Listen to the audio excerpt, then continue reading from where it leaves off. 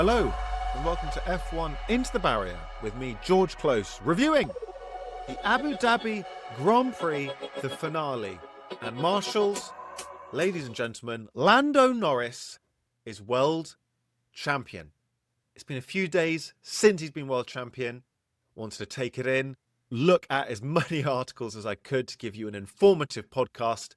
How happy are we? Superb, a new champion, a worthy champion, an incredibly close championship this year with Piastri on a high, Norris getting the first win of the season, but Piastri looking like he was marching towards the title at one point before a fight back by Lando Norris, none other than Max Verstappen.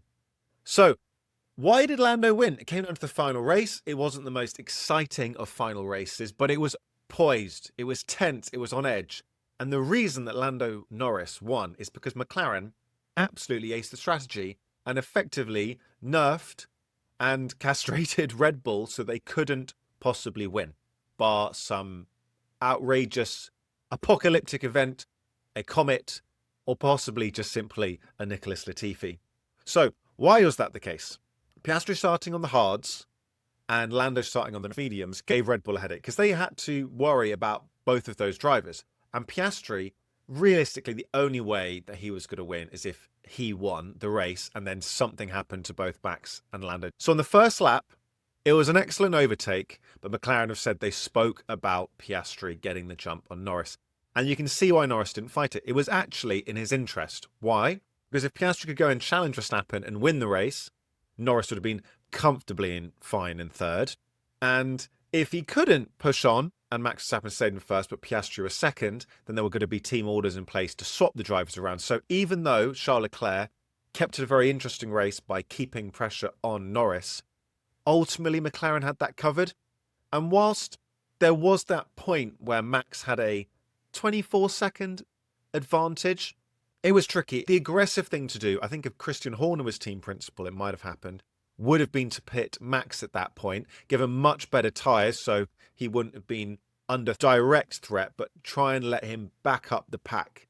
But it was tricky because George Russell had fallen far behind. Charles Leclerc's tyres again had started to really fall away, and there was that brief moment where it looked like Charles might keep being able to put Lando under pressure. And if that had been the case, I think Max would pit. But if he did that, the one thing you're forgetting is that he would have given up the Latifi moment, right? The being so far ahead, by staying out in the front the way he did, he was covered off and would have been in a really strong position had there been a crash, and then maybe would have been in the opportunity where the cars were all really bunched up again to try and back Lando into the pack like Lewis did with Rosberg in 2016. So it played out. I thought it was quite interesting. We also had a bad start from George, which again was advantage McLaren because the weekend before, the Mercedes had looked pretty quick in a straight line. The McLaren had struggled to pass it on the straights. And so I think Max really needed George to have a good start as well to keep putting the McLarens under pressure. He did work his way through a little bit, but the real winners were Lance Stroll, who started on the hard and went long and did a one-stop, and Lewis Hamilton starting on the soft as well, managed to put in a really good performance and make up a lot of places and secure P6 in the championship, which I think is a positive message to take into winter. He's never finished outside the top 6 before, so he manages to keep that going. He's clearly very unhappy. The team radio actually was very interesting. A lot of pushback against Adami, and I think that relationship has to change. No, they've worked on it throughout the year, and there's unfair amount of scrutiny on that team radio. It just doesn't feel like it's working, and you can see the unhappiness from Lewis, and I think that's probably one of the factors that's going to have to change as part of a positive next year. But the main positive we go back to is Lando Norris is a superb, worthy champion. Now, people point out Max Verstappen did win more races, but this is the difference, right? When Red Bull had the best car at a track, Max Verstappen wins. When McLaren have the best car at a track, either Oscar Piastri or Lando Norris won, and then they'd normally, the other one, get P2. Where the cars were pretty close, then it was great and great racing because it came down often to qualifying. Qualifying was so important this year. Why? Because clean air was king. And if you on pole, you're most likely to come out ahead of the first corner. And if you were ahead of the first corner and you had that clean air, most of the time the driver that was there would go on to win the race. So it became a real battle, and that's where Max's qualifying pace was really excellent this year. And he said it as well after the season. Actually, he thinks it's his best year in Formula One, which is nice because he agrees with me. I think it's so as well. He put in an incredible fight back. The fight back story would have been remarkable. It would have probably been a more interesting race if the fight back story happened, because it would have needed some sort of spinning Lando Norris at the start of the race, someone tagging him. But it didn't play out that way. And it didn't play out that way because having made team errors, not sure they're necessarily strategy problems, but team errors with the disqualification, they managed to neutralize Red Bull and really capitalize on a fantastic car. I mean, they wrapped up the Constructors' Championship so long ago. You just have to feel for all the merchandise that's not been used. I mean, there was presumably plenty of Max Verstappen and Oscar Piastri champion merchandise as well, ordered by the respective teams, just in case that happened. So who knows what happens to that merch? Be quite nice to pick it up and be quite a good collector's item. Now, I'm going to talk about where I think the championship was won and lost. We're going to cover off the other teams and the other drivers in another separate podcast, a little bit of a season review, have a look at the final race, see how that shaped up the standings, and talk about those key moments and look forward to what's going on next year. We've obviously had Sauber leave. We've got Audi coming in. We've got Cadillac coming in. It's a very exciting time for Formula One with the new rule set. But this year, I think if you look at how the championship played out, the key moments really are as follows. And it's interesting to go back and listen to some of the podcasts that I did and hear what I was talking about at the time and how it was shaping up, where the momentum was, where I felt that Max might be able to do the comeback and conceivably win all the races to the end of the season. He ended up winning most of them. And I think that's interesting because it did feel like that was the momentum. What changed that was Lando Norris's superb outing in Brazil, really. But starting back from the beginning, Piastri's spin in Melbourne. Norris won that race. Piastri finished in P9. A huge amount of points dropped there from that moment in the wet, going wide onto the grass. The next one, Norris's crash in Q3 of Saudi, and that gave the momentum back to Piastri. That was the shift.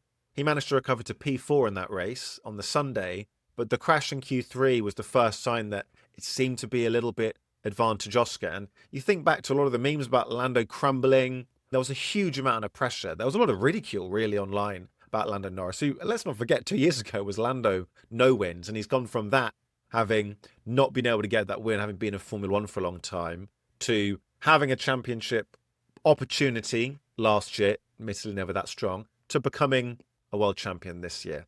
This story throughout the season is one where Lando Norris starts well, has a dip in form, and manages to make the changes and sacrifices to come back and win this world championship. And I think that's what's so impressive. And he ended his drought of wins, actually, which I picked out as the next most important moment, in Monaco. And Monaco, again, getting pole position is so powerful in Monaco, but he ended his drought there with an incredible qualifying lap. And that, again, it's a signature moment, isn't it? Getting a pole in Monaco is a signature moment for a driver. It is such a difficult circuit to race and perfect. But in that McLaren, he was able to pin it and put in an amazing Monaco pole lap. And the big story for Max Verstappen, of course, is slamming into George Russell in Spain. That moment of madness, which he latterly eventually said he regretted and was wrong, arguably cost him the championship. There's so many things that factor into this.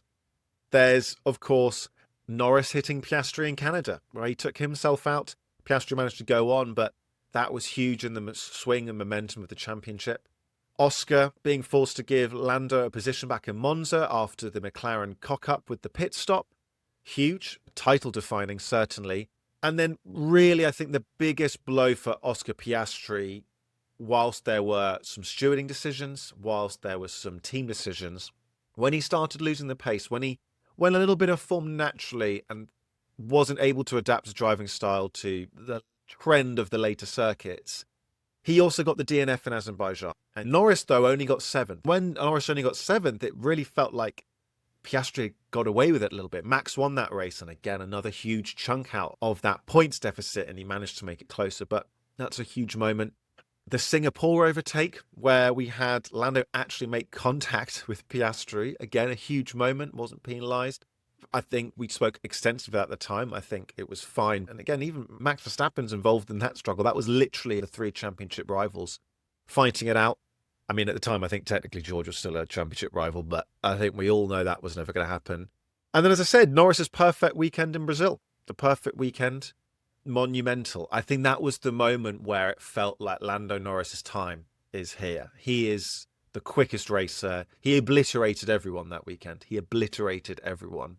And in the same race, we had Piastri's on balance unfair penalty. Again, hugely important in the championship. And then the double disqualification in Vegas. And of course, Kimi Antonelli going wide in Qatar. And that difference of 2 points, ultimately handing Lando the championship.